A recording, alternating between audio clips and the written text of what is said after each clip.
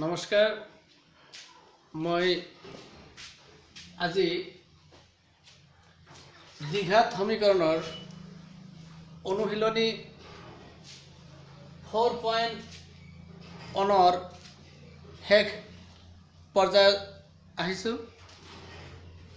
আমি এইখিনিতে ছাত্ৰ ছাত্ৰীসকলক কৈছোঁ, আমি ব্ল্যাকবোৰ্ডত অলপ লিখি লৈছোঁ যে 2 নম্বৰ আছিলে, এটা আৰম্ভ কৰা হৈছিল অলৰেডি। তলৰ পৰিস্থিতিকেইটা দ্বিঘাত সমীকৰণৰ আৰ্হিত প্ৰদৰ্শন কৰা। হয়তো মই আশা কৰিম ছাত্ৰ ছাত্ৰীসকলে কিতাপবিলাক চালে আমি কোশ্চিনকেইটা ইয়াত আমি নিলিখোঁ, আমি কেৱল ইয়াৰ পৰা পঢ়ি উত্তৰবিলাক দিয়াৰ চেষ্টা কৰিছোঁ। প্ৰথম 1 নম্বৰটো অলৰেডি আমাৰ আগৰ ভিডিঅ'বিলাক হৈ গৈছে। এতিয়া আজিৰ ভিডিঅ'টোত হ'ল 2 নম্বৰটো লৈছোঁ। 2 নম্বৰটো আছে দুটা ক্ৰমিক যোগাত্মক অখণ্ড সংখ্যাৰ পূৰণফল 306। আমি সংখ্যা দুটা উলিয়াব লাগে। যেহেতু দুটা ক্ৰমিক বুলি ক'লে আমি কি বুজি পাওঁ যে সদায় আমি কৈ থাকোঁ যে সিৰিয়েল নাম্বাৰ। যেনিবা ক্ৰমিক কোৱাৰ লগে লগে আমি কওঁ যে সিৰিয়েল নাম্বাৰ। এতিয়া ক্ৰমিক ইয়াত কোৱা হৈছে যোগাত্মক অখণ্ড সংখ্যা। এতিয়া যোগাত্মক অখণ্ড সংখ্যা আচলতে কোনবোৰ? এইটো আমি সংখ্যা ৰেখাৰ পৰা যদি আমি সংখ্যা ৰেখা যদি আঁকি দিওঁ এনেকৈ, ইয়াৰ পৰা গম পোৱা যাব যেটো আছে 0 সফালে 1 2 3 এনেকৈ গৈ থাকে। এই সংখ্যাবোৰকেই আচলতে কোৱা হয় যোগাত্মক অখণ্ড সংখ্যা বা ধনাত্মক অখণ্ড সংখ্যা, অৰ্থাৎ পজিটিভ ইন্টেজাৰ। কোনোবাই হয়তো ভাবিব পাৰে যে যোগাত্মক অখণ্ড সংখ্যাবিলাক যুগ্ম নে অযুগ্ম। গতিকে মনত ৰাখিব লাগিব যোগাত্মক অখণ্ড সংখ্যাবিলাক যুগ্ম হ'ব পাৰে, অযুগ্ম হ'ব পাৰে। অৰ্থাৎ সংখ্যা ৰেখাৰ আমি সকলোখিনি কল্পনা কৰিলে 1 2 3 4 5 6 7 এনেকৈ অসংখ্য আছে, এইবিলাকেই হ'ব যোগাত্মক অখণ্ড সংখ্যা। যেহেতু ইয়াত আমাক প্ৰথমতে 2 নম্বৰ প্ৰশ্নটোত কোৱা হৈছে যে দুটা ক্ৰমিক, অৰ্থাৎ ক্ৰমিক মানে যদি 3 এৰ পৰা স্টাৰ্ট হয় তাহলে 3 আৰ হয়তো 4, এই দুটা হল ক্ৰমিক। যদি 5 এৰ পৰা স্টাৰ্ট হয় তাহলে 5 আৰ 6। তো যেহেতু কোৱা হৈছে যে দুটা এনেকুৱা ক্ৰমিক সংখ্যা নিৰ্ণয় কৰিব লাগে যি দুটা নেকি আমি পূৰণ কৰিলে বা গুণ কৰিলে 306 সংখ্যাটো আহে। আমি যেহেতু নাজানো, গতিকে আমি প্ৰথমতে এনেকৈ ধৰিলাম যে ধৰো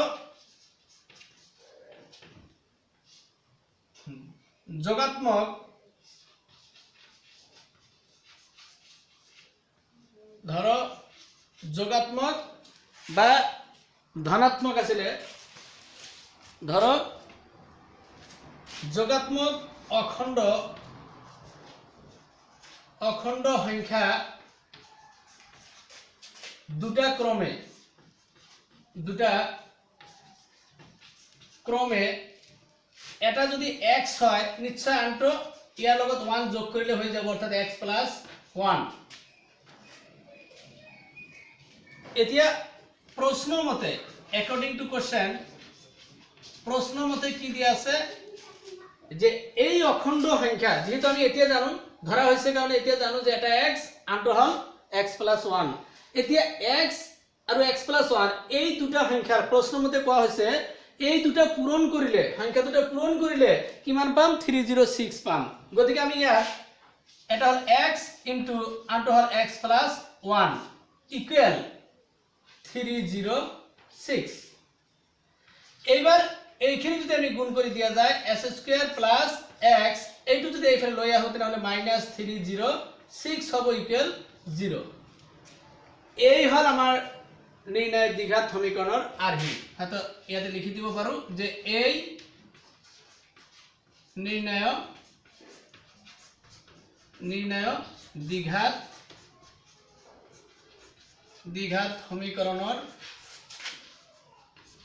সমীকৰণেৰ আৰ্হি। যেহেতু প্ৰশ্নটোত লিখা হয়েছিল যে কেবল দ্বিঘাত সমীকৰণেৰ আৰ্হিত প্রদর্শন করলেই হব, গতিকে আমি ইয়াত একোনেই সিম্পল অঙ্কটোতে একদম সিম্পল বস্তু যে দুটা যোগাত্মক অখণ্ড সংখ্যা আমি ধৰি লোৱা হৈছে x এটা আৰু আনটো হ'ব x + 1 তে এইখিনি 2 নম্বৰৰ 2 এটো আছিল তে যেনক এইখিনি লিখি লব তাৰ পিছত 2 নম্বৰৰ 3 নম্বৰ প্ৰশ্নটো লৈ আকৌ আহিছো এইখিনি ধুনিয়াকে লিখি লব 3 নম্বৰ প্ৰশ্নটো আকৌ আমি ইয়াত পঢ়িব বিচাৰিছো কি কোৱা হৈছে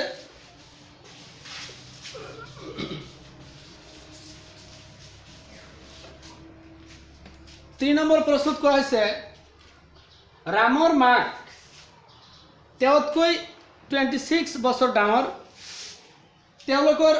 বয়সৰ গুণফল বছৰত আজিৰ পৰা 3 বছৰ পিছত হ'বগৈ 360 ৰামৰ বৰ্তমান বয়স আমি উলিয়াব লাগে এতিয়া ইয়াত প্ৰশ্ন যেহেতু কৰা হৈছে ৰামৰ মাক তেওঁতকৈ 26 বছৰ ডাঙৰ হেকত এটা প্ৰশ্ন কৰা হৈছে ৰামৰ বৰ্তমান বয়স আমি উলিয়াব লাগে যেহেতু হেকত কোৱা হৈছে ৰামৰ বৰ্তমান বয়স উলিয়াব লাগে গতিকে আমি প্ৰথমতে হেইটোৰ পৰাই আৰম্ভ কৰিম যে ধৰো ৰামৰ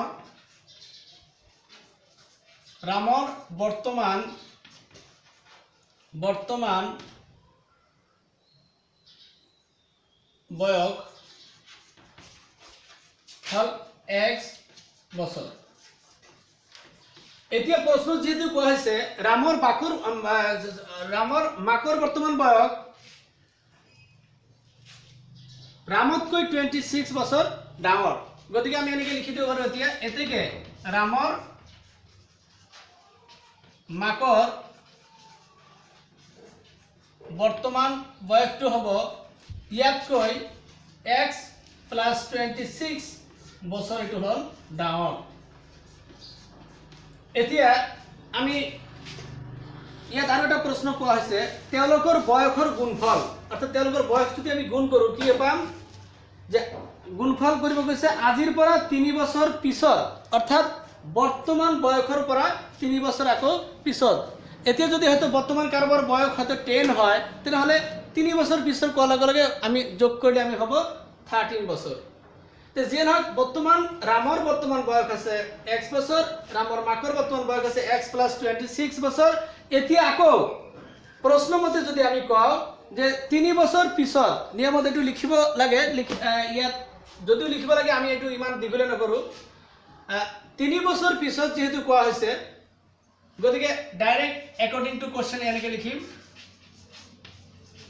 যে 3 বছৰ পিছত কোৱা হৈছে গতিকে 3 বছৰ পিছত হলে আজিৰ পৰা 3 বছৰ পিছত আজিৰ বৰ্তমান বয়সটো আছে ৰামৰ x বছৰ গতিকে আমি এনেকে প্ৰথমতে লিখিম যে x প্লাস আজিৰ পৰা যেহেতু 3 বছৰ পিছত তাৰ বয়সটো হ'ব x + 3 আকৌ ৰামৰ মাকৰ বৰ্তমান বয়সটো হ'ব x + 26 আছেই গতিকে আৰু 3 বছৰ পিছত ইয়াৰ লগত এড হ'ব অৰ্থাৎ x + 26 আছে প্লাস ইয়াৰ লগত 3 বছৰ যোগ কৰিলো এই দুটা বয়স গুণ কৰিলে ইয়াত কোৱা হৈছে দুজনৰ বয়স যেতিয়া আমি গুণ কৰিম তেতিয়া বয়সটো হ'ব 360 ইয়াত আমি এটা বস্তু অলপ সংক্ষেপ কৰিছো পাৰিলে ইয়াত আৰু এটা হাৰি ইয়াত ধুনিয়াকৈ লিখি দিব ইয়াৰ মাজত যে 3 বছৰ বৰ্তমান বয়স যেহেতু ৰামৰ x বছৰ 3 বছৰ পিছত ৰামৰ বয়সটো হ'ব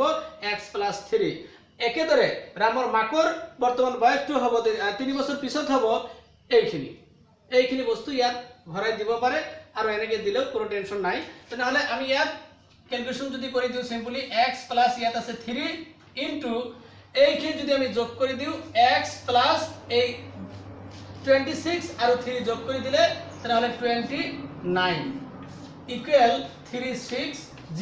এইখিনি সিম্পলি ক্যালকুলেশন কৰিলে হৈ গল x ৰে গুণ কৰিলে s² প্লাস x ৰে টু গুণ কৰিলে 29x প্লাস 3 ৰে গুণ কৰিলে প্লাস 3x প্লাস এটু গুণ কৰি দিলে 3 9 গুণ 27 और 7 3 2 गुण 6 और 2 8 इक्वल 360 এতিয়া আমি s² প্লাস এইখিনি যোগ কৰি দিলে হৈ গল 12 3 और 9 যোগ করে 12 12 2 হাতে গেল 1 3 অর্থাৎ 32x প্লাস ইয়াত এইটো যদি লৈ আহো এইফালে তো 87 আছে ইয়াত এইটো লৈ আহিলে মাইনাস 360 ইকুৱেল 0 এতিয়া কেৱল ইয়াৰ পৰা এইখিনি বিয়োগ কৰিলে হৈ গল বিয়োগ কৰিলে যিখিনি হ'ব সেইটোৱে পিছত লিখি দিব ইয়াত হয়তো ব্ল্যাকবোৰ্ডত ঠাই নাই আমি হয়তো লিখি দিলো এইখিনি হয়তো ক্যালকুলেশন কৰি লব s² + 32x প্লাস এই -360 ৰ পৰা এইটো বিয়োগ কৰিলে যি হ'ব সেইখিনি লিখি দিলে হৈ গল তে যে নহক আমি এইখিনি লাগিলে ছাত্ৰছাত্ৰীসকলে লিখি লব ধুনীয়াকৈ লিখি লোৱাৰ পিছত আমি লাগিলে এইটো ক্যালকুলেশন আমি কৰি দিছো এটা হাৰি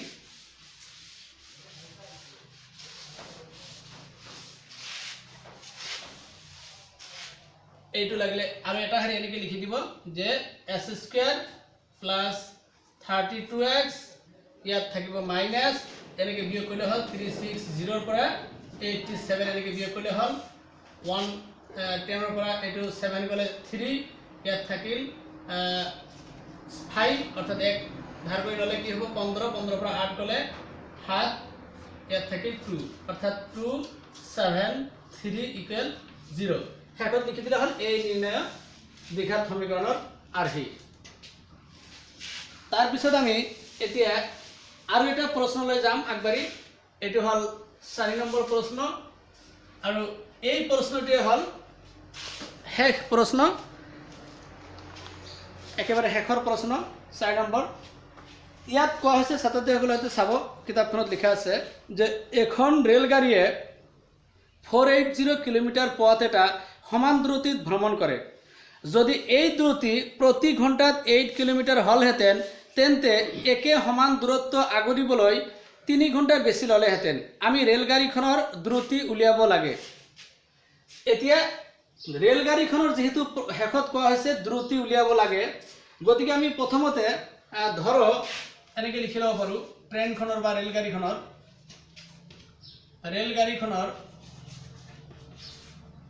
ধৰো ৰেলগাড়ীখনৰ দ্ৰুতি সমান x কিলোমিটাৰ পাৰ ঘণ্টা অৰ্থাৎ আমি নাজানো ট্ৰেইনখন ঘণ্টাত কিমান কিলোমিটাৰ গৈছে আমি প্ৰথমে ধৰি লম ধৰা হল ৰেলগাড়ীখনৰ দ্ৰুতি x কিলোমিটাৰ পাৰ ঘণ্টা অৰ্থাৎ প্ৰতি ঘণ্টাত ৰেলগাড়ীখনে x কিলোমিটাৰ দূৰত্ব অতিক্ৰম কৰিছে তে যেনক এতিয়া আমি ইয়াত এটা বস্তু আমাক মনত ৰাখিব লাগিব ইয়াৰ এটা ফৰ্মুলা আছে যে সময় নিৰ্ণয় কৰিব লাগে সময় নিৰ্ণয় কৰাৰ ফৰ্মুলাটো হল এনেকুৱা যে সময় ইকুৱেল অপৰত হ'ব অতিক্ৰম কৰা মুঠ দূৰত্ব ইয়াত সংখ্যা লিখি দিছো মুঠ দূৰত্ব বাই তলত দ্ৰুতি কিমান স্পিডত গৈছে এইটো ফৰ্মুলাটো মেইন ফৰ্মুলাটো মনত ৰাখিব যে ৰেলগাড়ীখনৰ যেটো দ্ৰুতি ধৰা হৈছে কি x কিলোমিটাৰ পাৰ ঘণ্টা সময় আমি নিৰ্ণয় কৰিম এনেকে মুঠ দূৰত্ব কিমান স্পিডে গৈছে তা হেতুৰে হৰণ কৰিলে সেই হৰণ ফলটোৱে হ'ব আমাৰ সময় তে যে নহক আমি ইয়াত যেহেতু ইয়াত কোৱা হৈছে যে ৰেলগাড়ীখনে 480 কিলোমিটাৰ মুঠ দূৰত্ব ভ্ৰমণ কৰিছে সমান দ্ৰুতিত অৰ্থাৎ ইয়াত আৰু এটা হাৰি ইয়াত লিখি লব পাৰো আমি ইয়াত যে অতিক্ৰম কৰা মুঠ দূৰত্ব ইয়াত আমি হয়তো লিখি দিব পাৰো এনেকে মুঠ দূৰত্ব 480 কিলোমিটাৰ এটো এনেকে এটা লিখি দিব পাৰি এটা হাৰি তাৰ পিছত এটো ধৰি লও এতিয়া এতেকে অতিক্ৰম কৰা দূৰত্ব হ'ব ট্ৰেইনখনে এনেকে যদি লিখি দেও ট্ৰেইন বা ৰেলগাড়ীখনে অতিক্ৰম কৰা বা অতিবাহিত সময় এতিয়া ট্ৰেইনখনে অতিবাহিত কৰা সময়টো হ'ব এই ফৰ্মুলাটো মুঠ দূৰত্ব ইয়াত লিখা আছে 480 পাই তলত দ্ৰুতি আছে x অৰ্থাৎ ইমান ঘণ্টা লিখিলে হৈ গল ডাইৰেক্ট কাৰণ মুঠ দূৰত্বৰ এককটো হল 480 কিলোমিটাৰ আৰু তলত হ'ব x কিলোমিটাৰ পাৰ ঘণ্টা কিলোমিটাৰ কিলোমিটাৰ কেনসেল কৰিলে সময়ৰ এককটো ইয়াত ঘণ্টাই আহিব তে যে নহয় ট্ৰেইনখনে অতিবাহিত কৰা সময় হল 480/x ঘণ্টা এতিয়া আকৌ প্ৰশ্নত কোৱা হৈছে আৰু এটা কথা যে যদি এই দ্ৰুতি প্ৰতি ঘণ্টাত 8 কিলোমিটাৰ কম হল হেতেন অৰ্থাৎ আকৌ এটা প্রশ্ন করেছে যদি এই দ্রুতি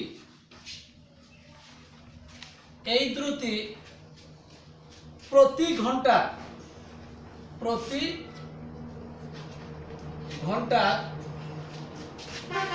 8 কিলোমিটার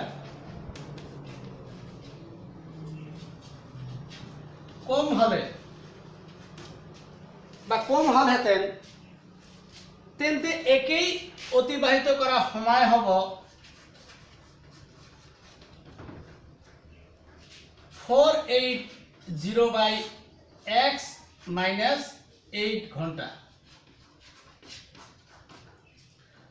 যদি আকৌ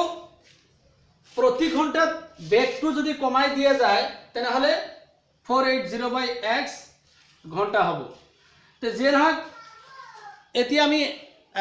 according to question মতে অর্থাৎ প্রশ্ন মতে আমি আগবাড়িম এইখিনি ভালকে লিখি লব